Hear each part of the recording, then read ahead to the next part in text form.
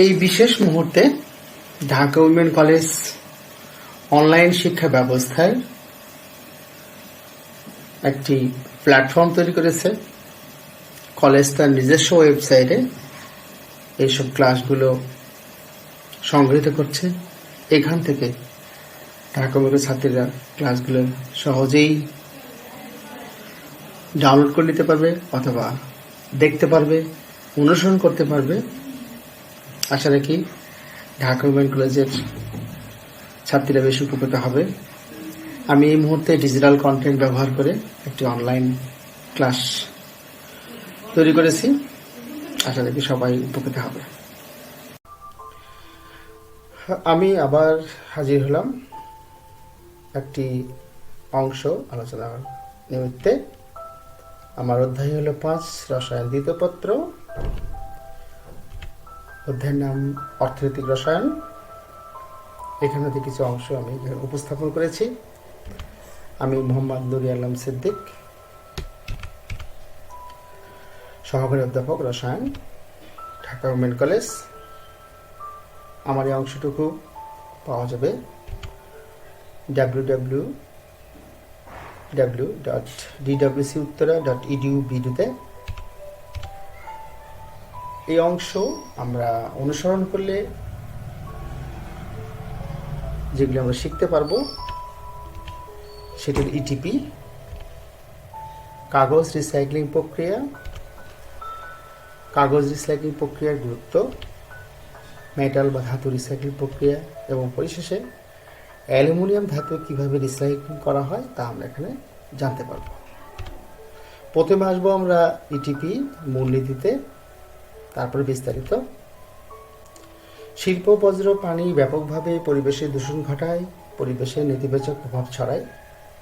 পরিবেশ সংরক্ষণের জন্য এসব তরল শিল্প বজ্রকে পরিবেশ হতে নির্গত দেওয়ার আগে নানা প্রক্রিয়ায় দূষণমুক্ত করার জন্য ইটিপি বা ইফ্লুয়েন্ট ট্রিটমেন্ট প্ল্যান শিল্পে ব্যবহার করা হয়, যাতে পরিবেশ সংরক্ষণ নীতি অনুসারে 5 থেকে 6টি পানির গুণগত পরিমিতির মান সীমার মধ্যে থাকে। এখানে আমরা পরিমিতির কোয়ালিটি প্যারামিটারগুলো দেখাইছি: pH, ডিজল oxygen, biological oxygen demand, chemical oxygen demand এবং টোটাল ডিজেল সলিড।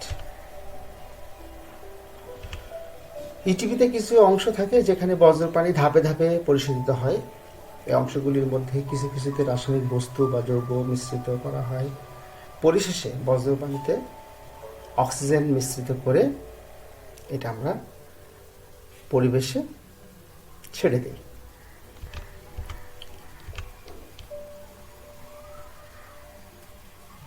এবং পানির গুণগত যেগুলো আমরা ঠিক করতে হয় সেটা পিএইচ, ডিও, বিওডি, সিওডি এবং সেই মানগুলি পরিবেশ সংরক্ষণ নীতি 1997 এখানে উল্লেখ করা আছে। এটি হলো ইটিপি মূলনীতি। আমরা বিস্তারিত যাই। কতগুলি ধাপে এই ইটিপি সংগঠিত হয়? প্রাথমিক ফিল্টার, বজ্র পানিকে ভাসমান বস্তুকে সরানোর জন্য সার্কল প্রক্রিয়া এটি। কুলিং বা মিশ্রণ ধাপ, বজ্র পানি অনেক সময় গরম হলে তাতে বাতাস দিয়ে ঠান্ডা করা হয়, অথবা বজ্র পানিকে অ্যাসিডি হলে ক্ষার জাতীয় এবং বজ্র পানি ক্ষারীয় হলে অ্যাসিড জাতীয় পদার্থ দিয়ে বজ্র পানিকে প্রশমিত করা হয়। কোয়াগুলেন্ট যোগকরণ ধাপ, বজ্র পানিকে প্রশমিত করার পর বিভিন্ন প্রকার কোয়াগুলেন্ট যোগ করে বজ্র পানিকে সেটলিং করা হয়। এতে পানির মধ্যে দ্রবীভূত লবণ বা জৈব যৌগ কোয়াগুলেন্টের সাথে যুক্ত হয়ে তলানি হিসেবে ট্যাঙ্কের নিচে জমা থাকে। এই ধাপে সেটলিং ট্যাঙ্কে এই বজ্র পানি সুতরাং রিটেনশন টাইম বেশি দিতে হয়। মনে রাখতে হবে, যত টাইম আমরা বেশি দিব ইটিপির ইফিসিয়েন্সি তত বেশি হবে। তাতে পানির গুণগত মান বিওডি, সিওডি, টিডিএস এই মানগুলি পরিবেশ সংরক্ষণ নীতির 97 সীমার মধ্যে থাকে। অ্যারেশন ধাপ, এই ধাপে পানির পাম্পের সাহায্যে বাতাসে অক্সিজেন যোগ করে ডিজেল অক্সিজেন মান ঠিক করা হয়। সেটলিং ট্যাঙ্কে যেটুকু পরিশোধনে বাকি থাকে এই ধাপে তা সম্পন্ন হয়। আমরা প্রথমে প্রশমিত করলাম, পিএইচ মান ঠিক করলাম, পরের ধাপে 3টি প্যারামিটার এবং এই ধাপে 1টি প্যারামিটার আমরা ঠিক করলাম। আমরা সেই পরিশেষে যেইটুকু অবশিষ্ট থাকে, অর্থাৎ যদি কোনো কারণে মানগুলি যদি সীমার বাইরে চলে যায়, সেক্ষেত্রে আমরা কার্বন ফিল্টার বা মেমব্রেন ফিল্টার করি। এই ধাপে পানিকে অ্যাক্টিভেটেড কার্বন ফিল্টার করে পরিবেশে ছাড়া হয়। এই অংশটুকুতে আমরা একটা ভিডিও দেখব আমাদের ক্লিয়ার হওয়ার জন্য। এই অংশটুকুতে আমরা একটি effluent treatment plan continuous process দেখাবো, অর্থাৎ ফ্যাক্টরিতে বজ্রপানি বা ওয়েস্ট ওয়াটার কীভাবে ট্রিটমেন্ট করে আমরা পরিবেশে ছেড়ে দিই, সেই বিষয়ে আমরা এখানে আলোকপাত করেছি।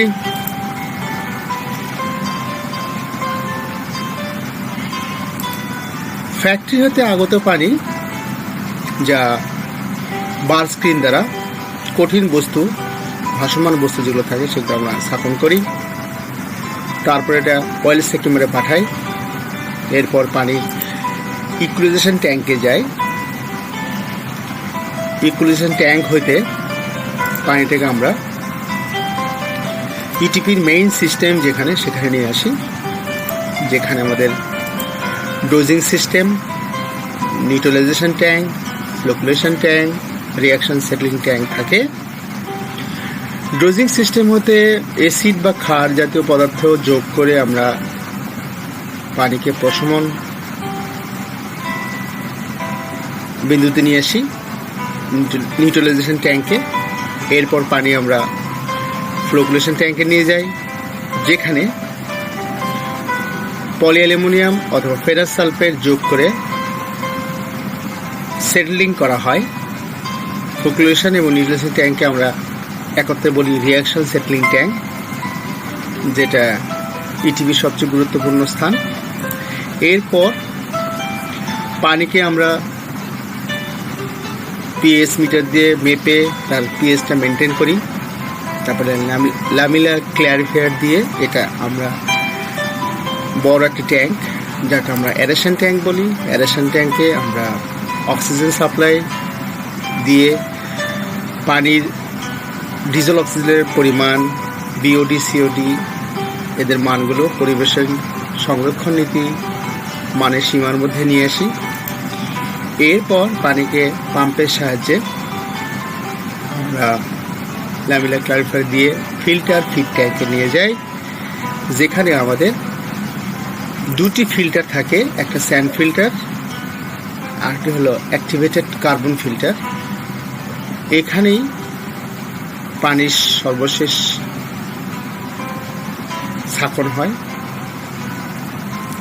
ফলে পানি বিশুদ্ধ হয়ে যায় এবং সেটেলিং ট্যাঙ্ক হইতে যেসব স্লাস আছে সে স্লাস ডাইং বেডে আমরা সঞ্চিত রাখি এবং অ্যাক্টিভেটেড কার্বন ফিল্টার হতে পানি ফাইনাল কালেকশন ট্যাঙ্কে আসে এবং এরপরে পিএইচ মেনটেন করে এবং ওয়াটার কোয়ালিটি প্যারামিটারগুলো ঠিক করে আমরা পরিবেশে পানিকে ছেড়ে দিই। আমরা ইটিভির জন্য একটা ভিডিও চিত্র দেখলাম। এই অংশটুকুতে আর একটু বিষয় নিয়ে আলোচনা করব, সেটি হচ্ছে কাগজ রিসাইক্লিং প্রক্রিয়া। কাগজ ব্যবহার করার পর পুনরায় সে কাগজকে লিখা বা ছাপার কাজে উপযোগী করার প্রক্রিয়াকে কাগজ রিসাইক্লিং প্রক্রিয়া বলে। It is the part of solid waste management. পুনর্ব্যবহার প্রক্রিয়া কাগজ বাছাই দিয়ে শুরু হয়, অথবা কাগজগুলি বেঁধে রাখা হয় স্টোরেজের জন্য এবং পরিশেষে গুদামগুলিতে স্থানান্তর করা হয়। সেখান থেকে অর্থাৎ গুদামগুলি থেকে এগুলিকে আবার পাল্পারে স্থানান্তরিত করা হয়। পাল্পার একটি বৃহৎ ভ্যাট, যাতে রাসায়নিক এবং পানি থাকে বা পানি রয়েছে। কাগজটি ছোট ছোট টুকরো করে কাটা হয়, অতঃপর এই ভ্যাটে গরম করা হয়। এতে সেলুলোজ বা ফাইবারগুলি ম্যাশে বা মোল্ডে পরিণত করে। স্ক্রিনিংয়ের পর মিশ্রণটি স্পিনিং করে যে কোনো দূষককে অপসারণ করতে পাল্পটি পরিষ্কার করা হয়। এই ধাপে ধৌত করার পূর্বে এবং পরে, সেটি কাগজের উপর নির্ভর করে, একে ডি ইঙ্কিং করা হয়। এই প্রক্রিয়াটি মুদ্রণের কালি বা আঠালো অবশিষ্ট অংশ অপসারণ ঘটে।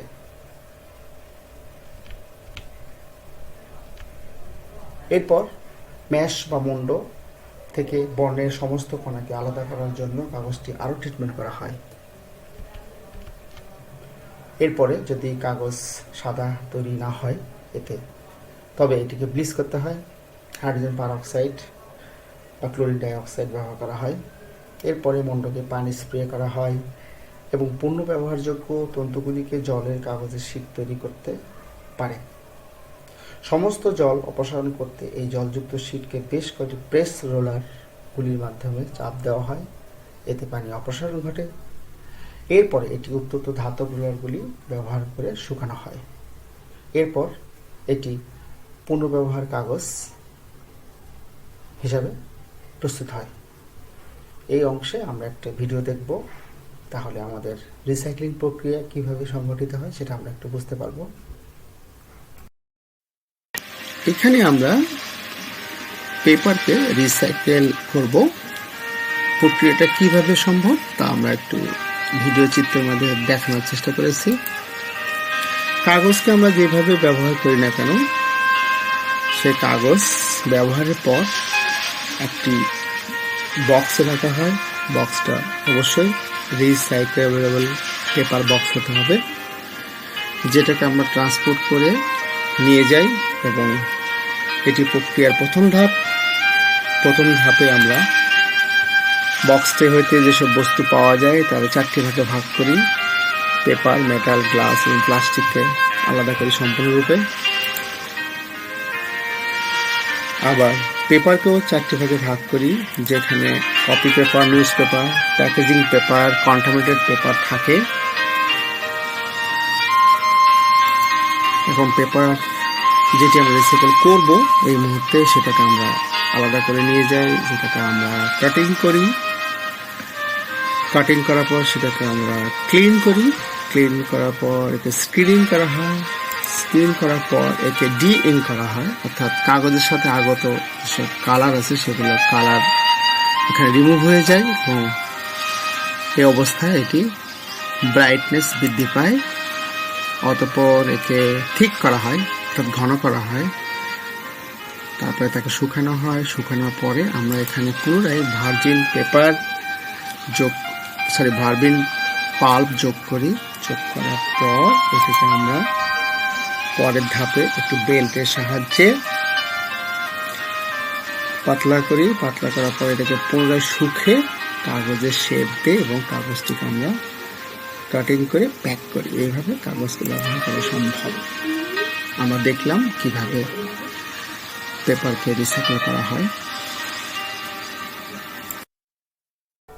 কাগজের রিসাইক্লিং প্রক্রিয়া দেখার পর আমরা পরবর্তী অংশেতে মেটাল বা ধাতু রিসাইক্লিং প্রক্রিয়া কিভাবে হয় এবং এটি কতটুকু গুরুত্বপূর্ণ সেটা আমরা এখানে দেখানোর চেষ্টা করেছি।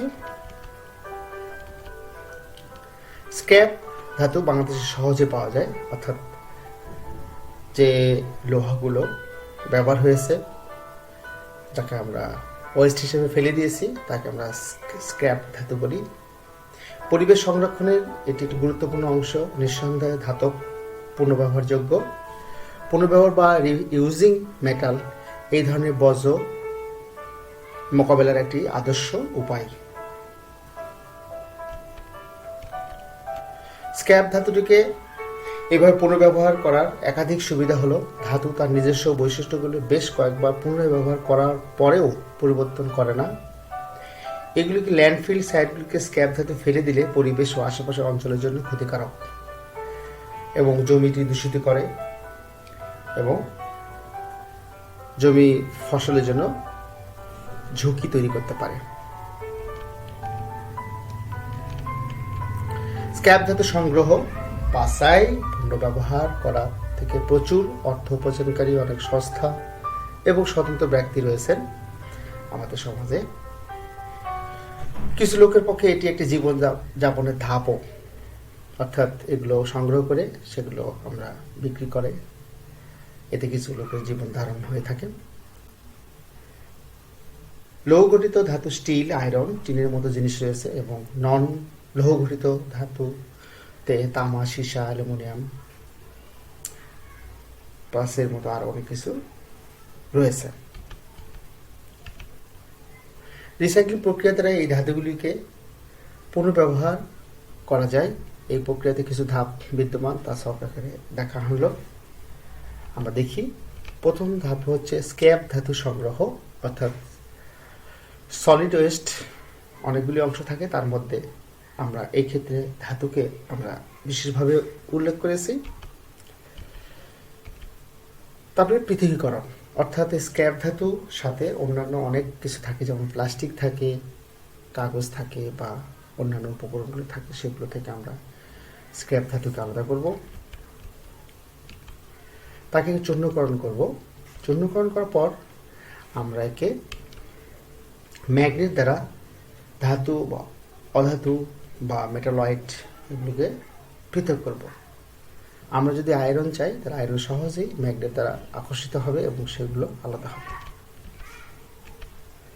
এরপর ধাতুগুলিকে আমরা বাত্তা চুল্লিতে নিয়ে যাই। এটি একটি বিশেষ ধরনের চুল্লি, যেখানে আমরা ধাতুকে গলাই। বিভিন্ন আকার প্রদান, বাত্তা চুল্লির পরে এটাকে আমরা বিভিন্ন আকার করে ব্যবহার উপযোগী করার জন্য ব্যবহার করতে পারি। এই ধাতু ব্যবহারের পর আবার এই ধাতু স্ক্র্যাপ ধাতুতে পরিণত হবে। এইভাবে সাইকেলটি চলতে থাকে এবং রিসাইক্লিং প্রক্রিয়া দ্বারা ধাতুকে পুনর্ব্যবহার করে সম্পদে সংরক্ষণ করা সম্ভব। এটিও একটি সলিড ওয়েস্ট ম্যানেজমেন্টের একটি অংশ, যা আমরা দেখলাম। ধাতুগুলির মধ্যে অ্যালুমিনিয়াম একটি বিশেষ ধরনের ধাতু। এটাকে আমরা রিসাইক্লিং করি। অ্যালুমিনিয়াম ধাতু 100% রিসাইক্লিংযোগ্য ধাতু। এটি ব্যবহারের পর সহজে পুনর্ব্যবহার করা হয় এবং সবচেয়ে বড় কথা হচ্ছে 90% অ্যালুমিনিয়াম ধাতু রিউজ করা হয়, অর্থাৎ ব্যবহারের পর পুরাতন ধাতু বস্তুগুলি সংগ্রহ করার কালার কোড অনুযায়ী নীল বক্সে রাখা হয়। নীল বক্স বলতে হচ্ছে কালার কোডের একটি বক্স। যে বক্সে কোনো বস্তু থাকলে সেটাকে আমাকে রিসাইকেল হিসাবে ধরি। এখানে যদি কাগজ থাকে, কাগজ রিসাইক্লিং, ধাতু যদি থাকে, ধাতু রিসাইক্লিং, এবং কাঁচ যদি থাকে, কাঁচকে আমরা রিসাইক্লিং বলে মনে করি। অতঃপর এই সাথে অন্য পদার্থ যেমন প্লাস্টিক, কাঠ, রাবার, অ্যালুমিনিয়াম ধাতু বস্তুগুলি পৃথক করা হয়। এরপর একে টুকরা করে ম্যাগনেট দ্বারা লোহজাতীয় পদার্থকে পৃথক করা হয়। আমরা এই অংশটুকুতে অ্যালুমিনিয়ামটুকু নেব। যেহেতু ম্যাগনেটের সাথে অ্যালুমিনিয়ামের কোনো আকর্ষণ নাই, তাই আমরা এখানে লৌহ এবং অ্যালুমিনিয়ামকে আলাদা করতে পারবো। এরপর অ্যালুমিনিয়াম ধাতুর টুকরোগুলিকে উত্তপ্ত করে তার উপর রং বা অন্যান্য প্লাস্টিক পদার্থ গলে আলাদা করব। এরপর এগুলিকে 700 ডিগ্রি সেলসিয়াস তাপমাত্রা উত্তপ্ত করে অ্যালুমিনিয়াম গলে যাবে। এই গলিত ধাতুকে শাকন করে অন্যান্য পদার্থ আলাদা করা হয়। এই গলিত ধাতুকে ইনগল বলে। ইনগল হতে প্রয়োজনীয় অ্যালুমিনিয়াম ধাতু বস্তু তৈরি করা হয়। তবে 99.99% বিশুদ্ধ অ্যালুমিনিয়াম পেতে হলে আমরা একে তড়িৎ বিশোধন করব। এটি আরেকটি প্রক্রিয়া, যা আমরা ইতিপূর্বে শুনেছি। এই প্রক্রিয়াতেও কিছু ধাপ আছে, সেগুলো আমরা দেখব। অ্যালুমিনিয়াম ধাতু পুরাতন বস্তু সংগ্রহ, অর্থাৎ অ্যালুমিনিয়াম তৈরি এসব বস্তু পুরাতন হয়ে গেছে বা ব্যবহার হয়ে গেছে, সেগুলো আমরা এখানে সংগ্রহ করব। তাকে টুকরাকরণ করব, অর্থাৎ ছোট ছোট টুকরাতে পরিণত করব। ম্যাগনেট দ্বারা লৌহকে পৃথক করব। তারপর তাপ দিব 700 ডিগ্রি সেলসিয়াস, তাতে গলে যাবে। তারপর একে আমরা ইনগল বলি। ইনগল থেকে তড়িৎ বিশোধন করলে আমরা 99% বিশুদ্ধ অ্যালুমিনিয়াম পেতে পারি, যেটা আমাদের সেটা খুবই প্রয়োজনীয়। আর না হলে ইনগল থেকে আমরা বিভিন্ন আকার বা শেপ দিয়ে অ্যালুমিনিয়াম ধাতুকে পুনরায় ব্যবহার করতে পারি। রিসাইকেল প্রক্রিয়া দ্বারা ধাতুকে পুনর্ব্যবহার করে সংরক্ষণ করা হয়। এটি একটি সলিড ওয়েস্ট ম্যানেজমেন্টের একটি অংশ। এই প্রক্রিয়ায় আমরা আরেকটি ভিডিও দেখব, রিসাইক্লিং প্রক্রিয়া কিভাবে হয়। আমরা এখানে একটি আয়রন রিসাইক্লিং প্রক্রিয়া দেখাচ্ছি, যেখানে দূর দূরান্ত থেকে ওয়েস্ট আয়রন আমরা নিয়ে এসেছি। সেটা একটা ম্যাগনেট দ্বারা গাড়ি হতে আনলোড করছি। আনলোড করার পরে এটা প্রসেস শুরু হবে। একে টুকরো টুকরো কাটা হবে। তারপরে আমরা এটাকে বার্তা চুলিতে নিয়ে যাব, যেখানে আয়রনটাকে সম্পূর্ণরূপে গলে আবার অন্য একটি শেপ দিব। অর্থাৎ রিসাইক্লিং প্রক্রিয়ায় ওয়েস্ট আয়রন হতে পুনরায় নতুন রূপে আয়রন আমরা পেতে পারি।